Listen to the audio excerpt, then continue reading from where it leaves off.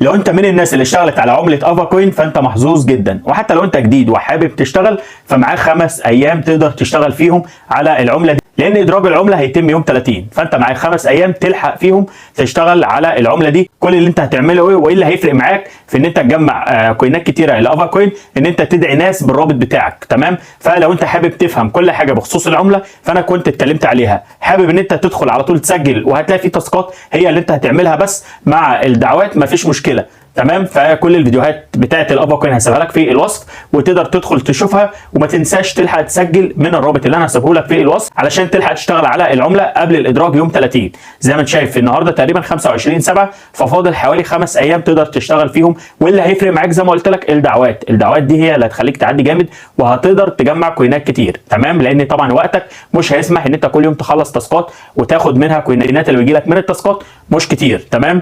ولو خدت بالك من الفيديو اللي ظهر قدامك دوت هتلاقي التوثيق اتشال، هتلاقي حد كان موثق حسابه فعلامه التوثيق اتشالت. الموضوع سهل جدا، ما تقلقش خالص. هتبدا تروح عادي تبدا ان انت تشترك في قناه التليجرام، انت اوريدي مشترك فيها، تبدا بس تضغط عليها وترجع تاني هيبدا يجي لك اول علامه صح. تاني حاجه هتبدا بقى تضيف حساب اوتلوك او حساب ياهو. لازم تعمل اي حاجه من دول، لو مش عندك فلازم ان انت تسجل او تعمل لك حساب جديد على الاوتلوك او على الياهو علشان تقدر توثق حسابك في الافا كوين. مجرد بس ما هتجيب الاكونت بتاعك بتاع الاوتلوك او الياهو تكتبه هيبدا ان هو يجي لك علامه التوثيق على طول، وهتبدا طبعا تربط حسابك بمحفظه سواء بقى توم كيبر او اي محفظه انت بتستخدمها، محفظه رقميه. انا كنت اتكلمت على محفظه رقميه، هسيب لك برده رابط الفيديو في الوصف. بتبدا تعمل لك حساب على توم كيبر وتبدا تروح تربطها في افا كوين في هامستر. طبعا بوت هامستر اللي اتكلمت عنه في كذا فيديو ليه هتلاقيه في القناه بتاعتي، ممكن برده تلحق تشتغل عليه لان الادراج برده هيتم خلال الايام دي. فالحق يا صاحبي استغل الموضوع، انت هنا ما بتدفعش جنيه، فحاول تستغل ده ان انت ما بتعملش ده وهتكسب مقابل ده.